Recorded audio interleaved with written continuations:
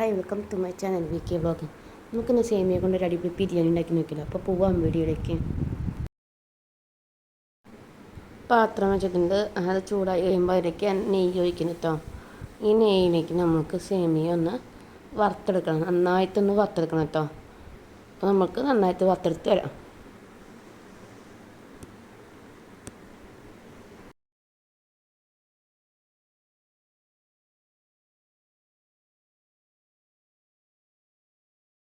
അപ്പോൾ സേമിയ ആയിട്ട് നമുക്കിത് വാങ്ങാം. സേമിയ വേവിക്കാനായിട്ട് ഞാനൊരു പാത്രത്തിൽ കുറച്ച് വെള്ളം വെച്ചിട്ടുണ്ട് അടുപ്പത്ത്. തിളച്ച് വരട്ടെ. വെള്ളം തിളച്ചു, ഇതിലേക്ക് സേമിയ ഇട്ടെടുക്കാം. ഇതൊന്ന് വെന്ത് വരട്ടെ. സേമിയ വേവാനുള്ള ഉപ്പിട്ടെടുത്ത് നമുക്ക് സേമിയ ഒന്ന് വേവിച്ചെടുക്കാം കേട്ടോ. സേമിയ ആവുന്ന നേരം കൊണ്ട് നമുക്ക് മുട്ടയൊന്ന് കുത്തി കുത്തിക്കാണ്ട്. അപ്പോൾ നമ്മൾ പാത്രം വെച്ചിട്ടുണ്ട്, പാത്രം ചൂടായിട്ടുണ്ട്. അതിലേക്ക് ലേശം വെളിച്ചെണ്ണ ഒഴിച്ചെടുക്കാം കേട്ടോ. പാത്രം ചൂടായിട്ടുണ്ട്, എണ്ണ ചൂടായിട്ടുണ്ട്. അതിലേക്ക് നമുക്ക് 4 മുട്ട പൊടിച്ച് വയ്ക്കാം കേട്ടോ. ഈ 4 മുട്ട പൊടിച്ച് വെച്ച് നമുക്കത് കുത്തി പൊരിച്ചെടുക്കാം. ഇതിലേക്ക് നമുക്ക് ആവശ്യത്തിന് ഉപ്പിട്ട് കൊടുക്കാം. ഇതിലേക്ക് കുറച്ച് നമുക്ക് കുരുമുളക് പൊടി കൊടുക്കാം കേട്ടോ. അത് നന്നായിട്ടൊന്ന് ഇളക്കിയെടുക്കാം.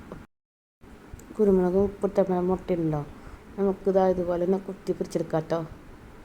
4 മുട്ട എടുത്തിരിക്കണേ, 4 മുട്ട നമുക്ക് ഇതുപോലെ കുത്തി പൊരിച്ചെടുക്കാം. ആ മുട്ടയായിട്ട് നമുക്ക് വാങ്ങിയെടുക്കാം. സേമിയ വെള്ളത്തിൻ്റെ നമുക്ക് കുറച്ച് പച്ചവെള്ളം വെച്ച് വാർത്തെടുക്കാം. പച്ചവെള്ളം വെച്ചിട്ട് വാരാൻ വെച്ചിട്ടുണ്ട് കേട്ടോ. ബാക്കിയുള്ള പണികൾ ചെയ്യാനായിട്ട് നമുക്ക് കടായി അടുപ്പത്ത് വെച്ചിട്ടുണ്ട്. നമ്മുടെ കടായി ചൂടായിട്ടുണ്ട്. ഇതിലേക്ക് നമുക്ക് ചീനത്തിലേക്ക് സവാള ഇട്ടെടുക്കാം. അതുപോലെ തന്നെ ഒരു കഷ്ണം ഇഞ്ചി അരിഞ്ഞതും, അതുപോലെ 8 അല്ലി വെളുത്തുള്ളി അരിഞ്ഞതും കൂടി നമുക്ക് ഇട്ട് നന്നായിട്ട് വഴറ്റാം കേട്ടോ. നന്നായിട്ടെന്ന് വെച്ചാൽ നന്നായിട്ട് തന്നെ വഴറ്റിയെടുക്കണം. അപ്പോൾ നമുക്ക് നന്നായിട്ട് വഴറ്റാം. നമ്മൾ എണ്ണക്കിട്ട സവാളയും ഇഞ്ചിയും വെളുത്തുള്ളിയൊക്കെ നന്നായി വഴന്നു വന്നു. നമുക്ക് ഇനി അതിലേക്ക് ക്യാരറ്റ് ഇടാം. ക്യാരറ്റ് ഇട്ടിട്ട് നന്നായിട്ടൊന്ന് വഴറ്റി എടുക്കണം കേട്ടോ. ക്യാരറ്റും സവാളയും ഇഞ്ചിയും വെളുത്തുള്ളിയും കൂടി നന്നായിട്ടൊന്ന് വഴറ്റിയെടുക്കണം. അപ്പോൾ ശരിക്കും ടേസ്റ്റ് അറിയാം കേട്ടോ. ക്യാരറ്റിന് കുറച്ച് വേവുണ്ടല്ലോ, അതുകൊണ്ടാണ് കേട്ടോ നന്നായിട്ടൊന്ന് വഴറ്റിയെടുക്കണേ. അപ്പോൾ നന്നായിട്ടൊന്ന് വഴറ്റിയെടുത്തതിന് ശേഷമാണ് നമുക്ക് ബാക്കിയുള്ള പച്ചക്കറികൾ ഇടണ്ടേ.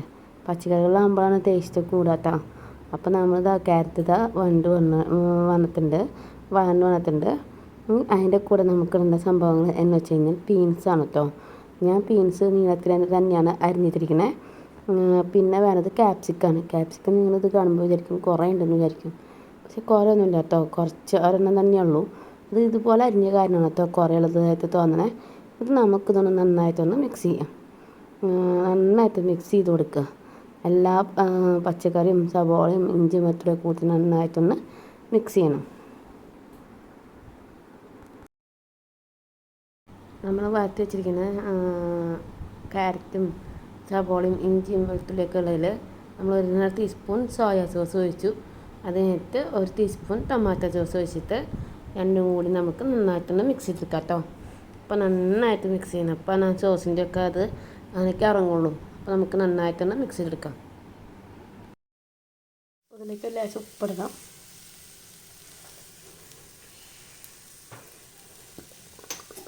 അപ്പോൾ ഇതൊക്കെ നന്നായിട്ടൊന്ന് മിക്സ് ചെയ്യണം.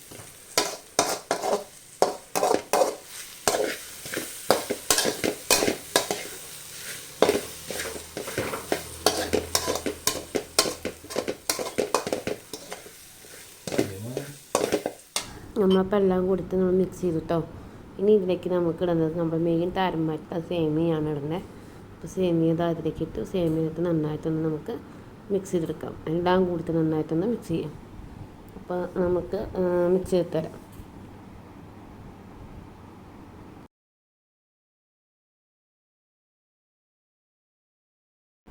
നമ്മുടെ സേമിയൊക്കെ കിടന്നായിട്ടുണ്ട്. ഇത് എല്ലാ ഭാഗത്തേക്കും ഒന്ന് മിക്സ് ആക്കണം കേട്ടോ. അതിനെ അതായത് അതിലേക്ക് നമ്മുടെ ക്യാരറ്റും പച്ചക്കറി അരിഞ്ഞതും അതുപോലെ സവാളയും ഇഞ്ചിയും വെളുത്തുള്ളിയും ബീൻസൊക്കെ കൂടി ഒരുമിച്ച് ആക്കണം. അതിലേക്ക് നമ്മൾ ഇടുന്നത് മുട്ടയാണ്. അപ്പോൾ അത് മുട്ട ഇട്ടിട്ടുണ്ട്. അപ്പോൾ മുട്ടയും കൂടി ഇതിട്ട് നന്നായിട്ട് മിക്സ് ചെയ്യണം. എല്ലാ ഭാഗത്തേക്ക് എത്തക്ക രീതിയിൽ അത് മിക്സ് ചെയ്യണം കേട്ടോ. എന്നാൽ മാത്രമേ നമുക്ക് ആ ടേസ്റ്റ് വിചാരിച്ചപ്പോൾ ഉള്ള ടേസ്റ്റ് കിട്ടുള്ളൂ. ശരിക്കും പറഞ്ഞാൽ ഇത് ശരിക്കും ചെയ്യേണ്ടത് എങ്ങനെയാണെന്ന് വെച്ചാൽ ഒരു കയ്യിൽ കൊണ്ടല്ല, ചട്ടുകം കൊണ്ടല്ല ചെയ്യേണ്ടത്. 2 കയ്യിൽ 2 ചട്ടുകം പിടിച്ചിട്ട് വേണം ചെയ്യാനായിട്ട്. എൻ്റെ ഒരു കയ്യിൽ ക്യാമറയാണ്, അതുകൊണ്ടാണ് ഇപ്പോൾ ഒരു കയ്യിൽ കൊണ്ട് ചട്ടുകം പിടിച്ച് ചെയ്യണേ, കയ്യിൽ ചട്ടുകം പിടിച്ച് ചെയ്യണേ. അപ്പോൾ അതിൻ്റെ ബുദ്ധിമുട്ടാണ് കേട്ടോ ഈ കാണുന്നത്. ശരിക്കും പറഞ്ഞാൽ 2 കൈ ഒന്ന് ചെയ്തെങ്കിലേ അതെല്ലാ ഭാഗത്തേക്കും ആവുള്ളൂ. അപ്പോൾ അതൊന്നെല്ലാവരും ശ്രദ്ധിക്കണം കേട്ടോ.